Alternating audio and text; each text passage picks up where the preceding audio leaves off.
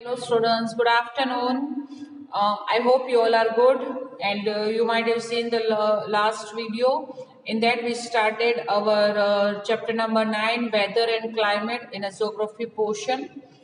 That chapter I am going to continue from page number 86. So be ready with your textbook everyone. I told you, first of all, I told you about the difference between the weather and the climate. Okay, and then we discuss about the latitudes.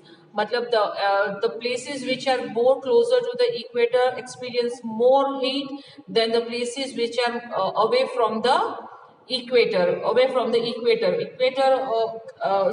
Sun rays equator पर direct होते हैं, इसलिए वहां पे heat ज्यादा होती है।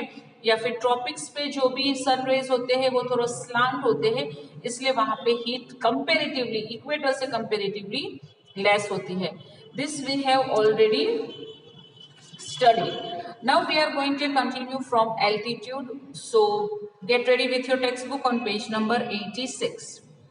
Now what is altitude? Altitude का मतलब है higher places, जैसे कि plateaus, mountains, hills, जो जितने भी ग्राउंड लेवल से जब हम ऊपर की तरफ जाते हैं उसको हम कहते हैं एल्टीट्यूड। जो सी लेवल होता है, जैसे सी है उससे ऊपर की तरफ, तो ऊपर की तरफ क्या होता है, प्लेटूज होते हैं, माउंटेन्स होते हैं, हिल्स होते हैं, वो सारे प्लेसेस को हम एल्टीट्यूड कहते हैं। ओके, चलो, the height about the sea level also influences the climate of a place. जो सी लेवल से हाइट पे जो प्लेसेस होती है वहां भी क्लाइमेट डिफरेंट हो सकती है। Regions that are located at the high altitude experience cold climate. जितने भी रीजन है जो हाई एल्टीट्यूड पे है, हाइट पे है, वहां पे हमेशा कोल्ड क्लाइमेट होती है। जैसे कि हिल स्टेशंस, हम कहते हैं ना कि हिल स्टेशंस में हमेशा कोल्ड क्लाइमेट होती है, क्योंकि हिल स्टेशन हिल्स के ऊपर होते हैं, हाई एल्टीट्यूड्स पे होते हैं, इसलिए वहां पे हमेशा कोल्ड क्लाइमेट रहती है।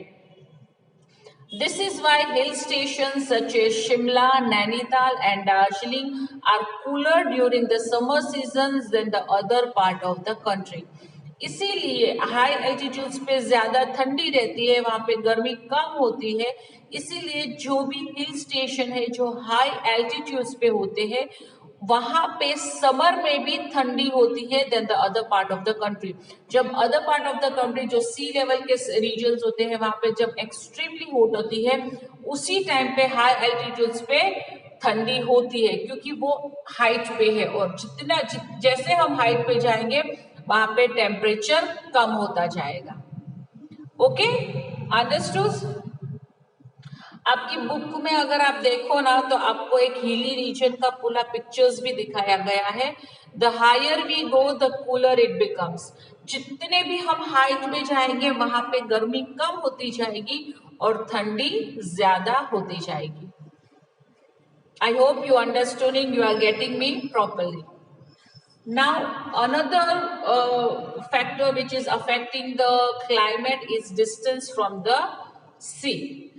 जहाँ पे सी लेवल होता है, जहाँ पे सी ओशियंस होता है, वहां भी दूसरे रीजन से हमारी क्लाइमेट डिफरेंट होती है।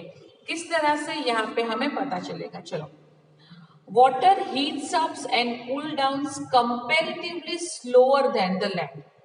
लैंड जितनी जल्दी गर्म होती है और जितनी जल्दी ठंडी होती है, उससे वाटर है वो गर्म भी देरी से होता है और कूल भी देरी से होता है। ओके, स्लोली होता है। लैंड बहुत जल्दी गर्म हो जाती है, बहुत जल्दी ठंडी हो जाती है। वाटर बहुत कम गर्म होता है और बहुत देरी से ठंडा होता है। ये उनका डिफरेंसेस होता है। Therefore, coastal areas enjoy a moderate throughout the year. इसीलिए जो भी कोस्टल एरिया होते हैं, कोस्टल एरियाज मतलब जो सी लेवल्स होते हैं, जो सी एरिया होता है, जो एरिया में शी सोर्स होता है, सी होता है, वो रीजन में हमेशा मॉडरेट क्लाइमेट रहती है। मॉडरेट क्लाइमेट मतलब ना बहुत ज्यादा गर्मी ना बहुत ज्यादा ठंडी। गर्मी के सीजन में वहां पे गर्मी कम होती है, ठंडी के सीजन में कोस्टल एरियाज में ठंडी कम होती है। This is because during the day when the land is warmer a cool breeze blow from the sea. वो क्यों होता है? क्योंकि गर्मी की जिस सीजन में जब लैंड बहुत ज्यादा गर्म हो जाती है, वार्म हो जाती है, तब सी में से कूल ब्रीज निकलती है, मतलब ठंडी हवा निकलती है। क्यों? क्योंकि लैंड बहुत जल्दी गर्म हो जाती है, वाटर इतना जल्दी गर्म नहीं होता। तो डे के टाइम में, जब समर में डे में लैंड बहुत ज्यादा जल्दी गर्म हो जाती है, तब सी गर्म नहीं होता और उसमें से कूल ब्रीज मतलब ठंडी हवा निकलती है। Okay, lowering the temperature, okay, उससे हमारा टेम्परेचर उसका उस एरिया का कम हो जाता है। On the other hand at night when the sea is warmer the cool breeze from the land blows out the sea. उसी तरह से नाइट में उल्टा हो जाता है, पूरे दिन की गर्मी से रात को वाटर वार्म हो जाता है, तो उस टाइम पे लैंड ठंडी होती है। तो जब वाटर वार्म हो जाता है तो लैंड में से कूल ब्रीज निकलता है। Okay, seeing the following to the diagram to understand how land and breeze originate. Okay, मैं आपको डायग्राम, आपकी बुक में जो डायग्राम है उससे ये पोर्शन बहुत ही ज्यादा क्लियर हो जाता है। आपको समझ में आ रहा है कोस्टल रीजन्स में क्या होता है? और लैंड बहुत ज्यादा जल्दी गर्म होती है, बहुत ज्यादा जल्दी ठंडी हो जाती है। एग्जैक्टली ऑपोजिट वाटर का है, वाटर बहुत कम जल्दी गर्म होता है और बहुत कम जल्दी ठंडा होता है।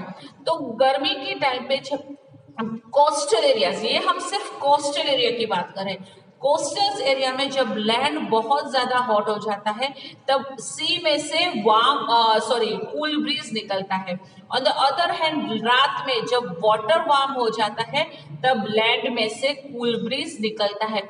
इसीलिए उस एरिया का टेम्परेचर हमेशा मॉडरेट रहता है, क्योंकि एक गर्म हवा, एक गर्म चीज ठंडी को मॉडरेट बना देती है। राइट, समझ में आ रही है? In contrast, places away from the sea have the extreme time of climate, as there is a no larger water bodies to modify the temperature.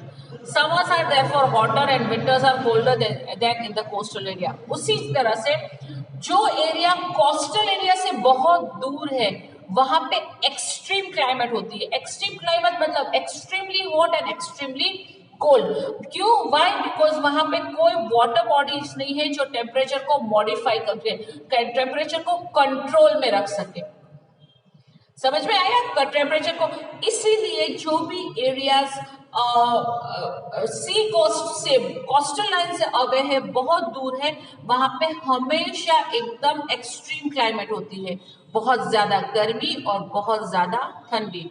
उसका हम एग्जाम्पल हमारे राजकोट में, Rajkot don't have any water bodies, यहाँ पे कोई बड़ी water bodies नहीं है, ना बड़ी रिवर है, ना बड़ी सी कोस्ट है, कुछ नहीं। इसीलिए राजकोट का टेम्परेचर होता है वो हमेशा एक्सट्रीम होता है, यहाँ पे extreme hot and extreme cold होती है। उसी तरह से अगर हम मुंबई जाए तो मुंबई में सी कोस्ट है, कोस्टल लाइन है, इसीलिए वहां का क्लाइमेट है वो हमेशा मॉडरेट रहता है, क्योंकि वाटर बॉडी से वो टेम्परेचर को मॉडिफाई, कंट्रोल में रखती है। इसलिए वहां पे गर्मी गर्मी मॉडरेट होती है, बहुत ज्यादा गर्मी नहीं, बहुत ज्यादा ठंडी नहीं, और ठंडी में भी बहुत ज्यादा ठंडी नहीं होती है। आई होप ये जो मैंने आपको डिस्टेंस फ्रॉम द सी के जो क्लाइमेट का पोर्शन है वो आपको क्लियरली समझ में आ गया होगा। देखो यहाँ पे आपको पूरा पिक्चर दिखा है सब। हम पहले सी ब्रीज की डे की बात करते हैं। देखो heated land surface, okay, land एकदम गर्म हो गई है, ओके। फिर उसी टाइम पे वहां पे क्या है, air warm contact with land, and जो बहुत गर्म हवा है वो राइज हो रही है, ऊपर राइज हो रही है। उसी टाइम पे सी में से क्या निकल रहा है, कूल ब्रीज निकल रहा है, तो वो वार्म एयर और कूल एयर मिक्स हो जाती है, तो टेम्परेचर क्या हो जाता है, मॉडरेट हो जाता है। उसी टाइम पे बाजू के पिक्चर में नाइट का पिक्चर है, दिख रहा है। उस टाइम पे सरफेस एकदम कूल है और वाटर थोड़ा वार्म है। सरफेस लैंड में से जो भी एयर निकलती है वो थोड़ी रात में ठंडी होती है, वाटर में से जो एयर निकलती है वो थोड़ी गर्म होती है, वो दोनों मिक्स होती है। तो वापस से क्या क्लाइमेट हो जाता है, मॉडरेट हो जाता है ना। अगर हम गर्म पानी और ठंडे पानी को मिक्स करेंगे तो वार्म वाटर हो जाएगा ना, जो हम सह सके। हमें बहुत ठंडा पानी भी नहीं चाहिए, बहुत गर्म पानी भी नहीं चाहिए, हम दोनों को मिक्स कर देते हैं तो वो मॉडरेट बन जाता है। इसी तरह से यहाँ पे सी कोस्टल लाइन में क्लाइमेट का भी मतलब क्लाइमेट भी मॉडरेट होती है। आई होप आपको जो एल्टीट्यूड और डिस्टेंस फ्रॉम द सी के बारे में जो मैंने आपको समझाया है वो ठीक से समझ में आ गया होगा। कुछ भी क्वेरीज हो तो आप मुझे जूम में या व्हाट्सएप पे पूछ लेना। ओके, चलो I catch you again very soon, till then bye bye.